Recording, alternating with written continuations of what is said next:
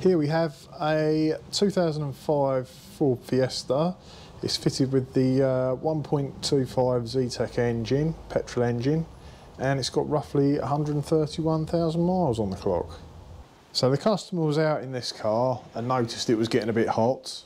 So he pulled over and checked, and the expansion tank was empty. There was no coolant in there.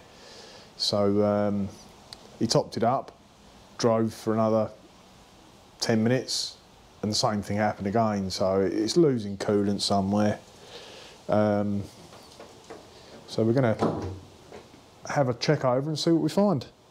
So I've noticed that the coolant level, well, in fact, it's a little bit too high. He's obviously just been filling it up to get himself out of trouble, get home.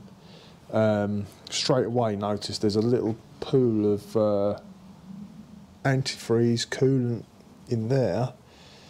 So it's more than likely boiled over by the look of it. It might have overheated, maybe the fan isn't working. There are a couple of common little bits to check. There's a plastic thermostat housing which is a little bit buried underneath the alternator here, but there's a big thick pipe here and the smaller one there. They both go plug onto it under there. It's kind of between the air conditioning pump and the alternator, so it's a little bit difficult to see. And also there's the water pump, which again is very difficult to see. There's a shiny pulley you can see down there, and that is actually the water pump pulley. So after a look around the top here, I can't see any obvious problems apart from that little puddle of water there. He might have done it when he was filling the thing up, who knows. But we'll take it up in the air and see if we can see any staining or any drips from underneath.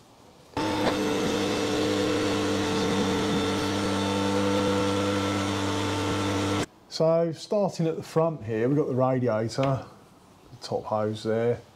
It all looks dry. Bottom hose here. I can't see any visible leaks. Usually you would get, this car's got like a pink antifreeze in it, so you would definitely see pink staining. The thermostat housing I was talking about, this pipe here plugs onto it, so it's actually there, a little bit difficult to see. And I would be looking around here for any staining or wetness, and it would also run down behind the air conditioning pump there, compressor. And the other part, the water pump, is that aluminium bit there, which I'll definitely be having a good look around that for any wetness. But when that goes, you tend to find that you get drips coming off the sump at the front here, or coming off of this plastic tray. But again, that looks dry. It's got a little bit of an oil leak, but from what I understand, it's been like that for years. It looks worse than it actually is. Doesn't use much oil. So yeah, there's not really a great deal to look at. Up the back here, there's a couple more hoses which go to the heater matrix through the bulkhead up there. A couple of rubber hoses, but again, it all looks dry from what I can see. So I think we'll drop it down and run it up. Oh, something else to check is make sure the fan isn't seized, but that seems to spin freely. So yeah, I think we'll drop it down, run it up to temperature, hopefully get to see the fan cutting in and out.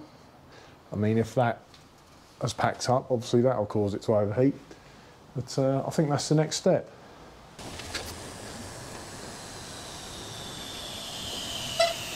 Okay, so the engine's been running for a while now, 15 minutes or so.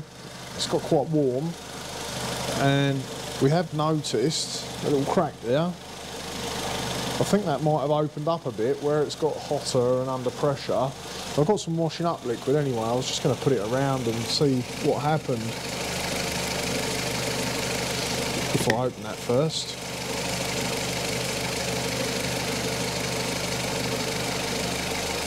You know, it might show if there's any leaks on the cap as well. Ah, which look, that is bubbling there a little bit. That is tight. We might be looking at a replacement cap there. I'll probably recommend the bottle as well.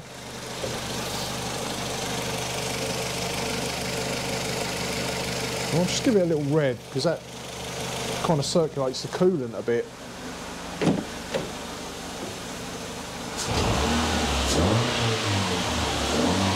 Ah, yeah, look at the bubbles coming out of that.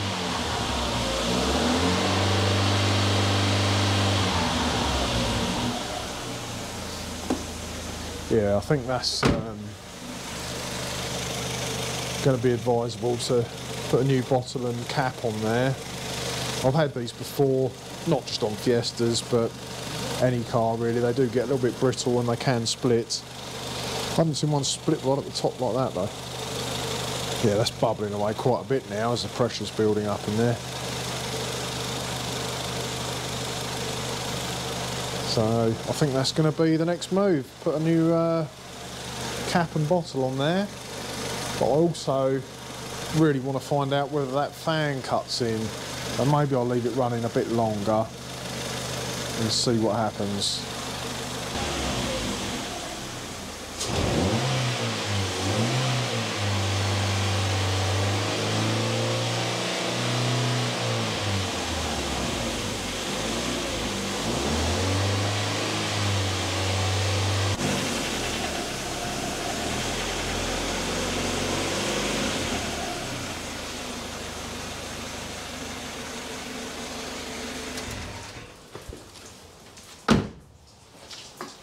Bollocks.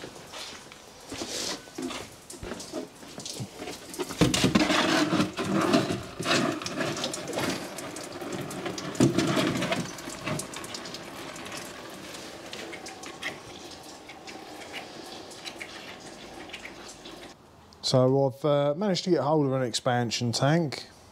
This is an aftermarket one, it's not a genuine one. You should be able to pick up one of these for under £30, 25 quid, something like that.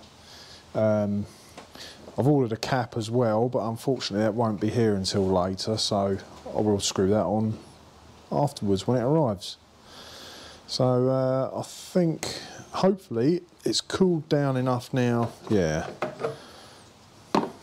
so we can make a start on stripping it down. I'll put a drain tub underneath and we'll get cracking.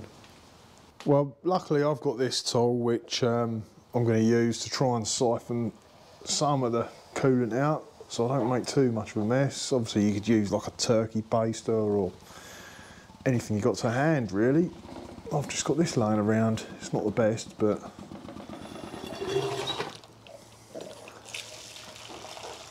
you don't even have to do this if you're not too worried about losing some coolant underneath the car.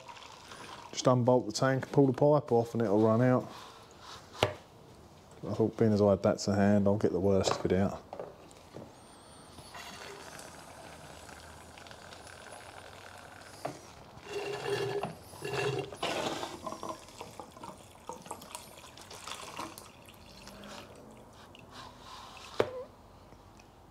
That's it. Right, get that out of the way. So all we've got is a pipe here which should have two little buttons you can push in either side. I always push the pipe on a bit, then push the buttons in, and it releases a lot easier than just pushing them in and trying to pull it. It sort of takes the tension off of things. Tuck that out of the way. So all we've got is a 10mm bolt here, and then down the back, you can see on this one, there's a metal finger which slides up behind this. So you just have to pull it up off that. They can be quite tight actually, but I'll get this bolt out to start with.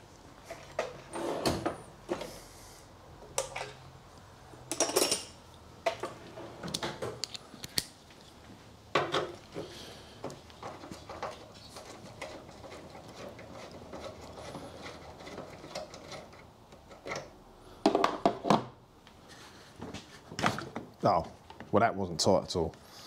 There's the metal finger that it slides down on, locates on.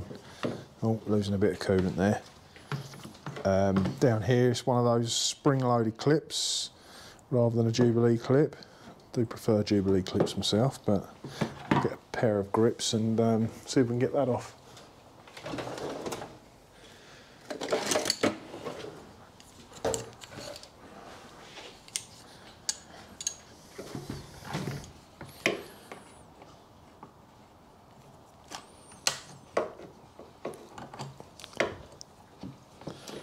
Give that a little twist, they do get stuck.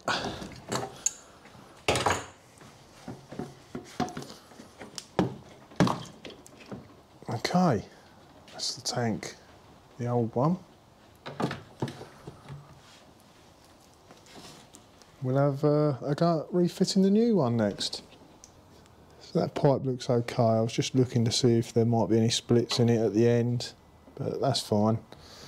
So I'll grab this new tank or bottle.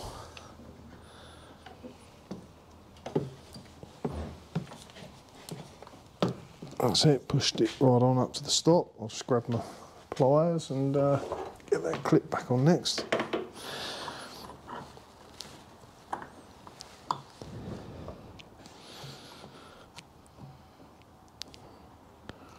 There we go. Slide it back on there.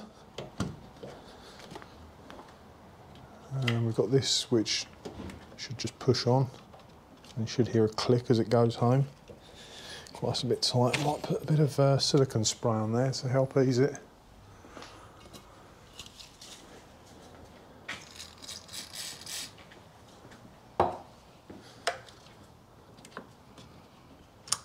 That's it. That clicked. That's on nicely. Put a 10mm bolt back in.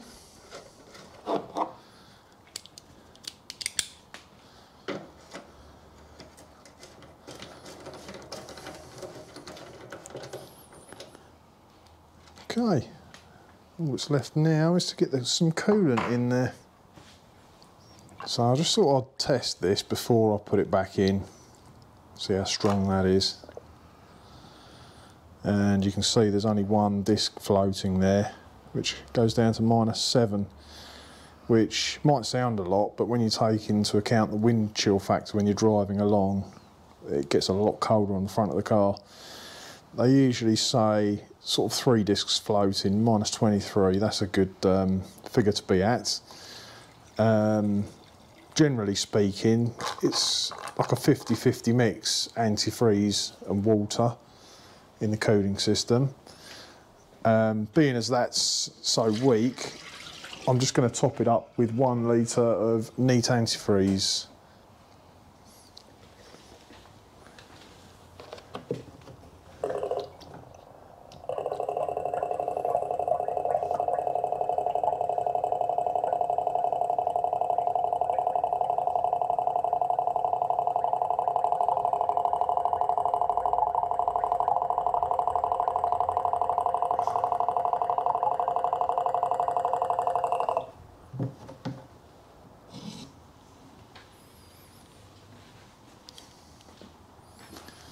Try not to spill it everywhere.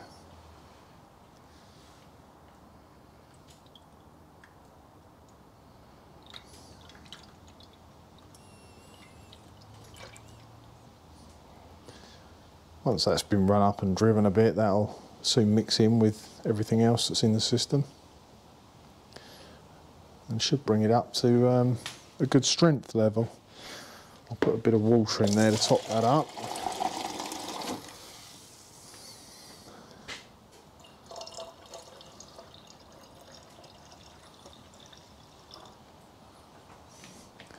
That'll do for now.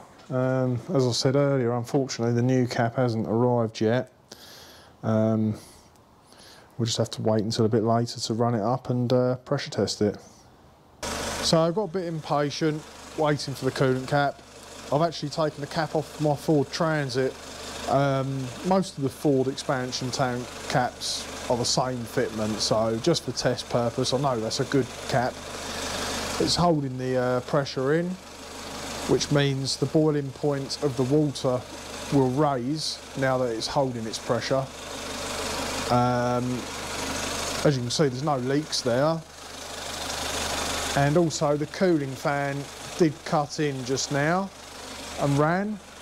Temperature gauge is at normal. So all appears to be good. It was just a expansion tank and cap that's required. Now, I've put coolant in up to the maximum mark. I'm going to give it a run around the block, let it cool down, and you'll probably find once it's cooled down that level will drop. Any air that's in the system will come out. So just to be mindful of that really, leave it overnight. Next morning, have a look, take the cap off and just top up with a little bit of antifreeze and water, whatever's required. And yeah, make sure there's no leaks on the pipes that you've taken off. Apart from that, job's a good one. Well, thanks for watching. Hopefully the video's been of some help for you. And if it has, please consider hitting like and subscribe. It will help our channel out no end. Cheers.